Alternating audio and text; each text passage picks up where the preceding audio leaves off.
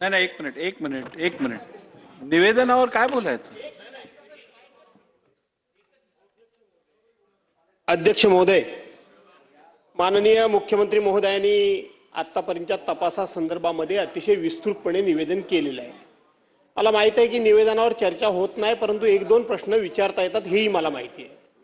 मुख्यमंत्री महोदय, आपण एकूण 6 गुन्हे, त्यातले 5 गुन्हे प्रत्यक्ष, 1 गुन्हे साक्षीदाराकडून किंवा त्याची एकंदरीत प्रॉपर्टी, त्याचा अत्यंत नीच अशा पद्धतीची वागणुकीच्या संदर्भामध्ये आपण खूप चांगल्या प्रकारे खुलासेवार या ठिकाणी सांगितलं.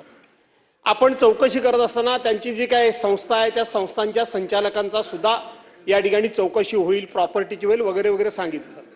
पण त्याचबरोबर आपण असंही म्हणाला की काही अधिकारी ह्याला कुठे आर्थिकदृष्ट्या त्याला मदत करायला कुठे जबाबदार आहेत का, असं आपण म्हणालात.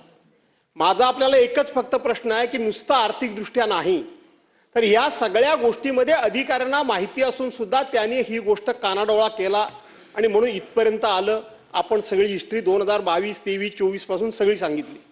त्याचबरोबर राजकारणातल्या काही माणसांची नावं अध्यक्षमध्ये समोर आलेत, फोटो समोर आलेत.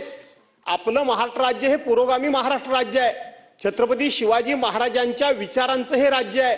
तुम्ही आम्ही अंधश्रद्धा निर्मूलन कायदे करतो, अशा वेळेला जे कोणी याच्यामध्ये आहेत ते सुद्धा याच्यामध्ये गुंतलेले आहेत, त्यांची आपण चौकशी करणार का?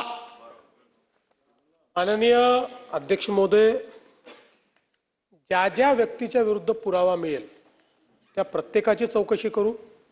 बघा, एक गोष्ट, आपण सगळे राजकारणात आहोत, त्यामुळे कोणाचा फोटो कोणासोबत येतो आपण अनेक वेळा बघितलेला आहे.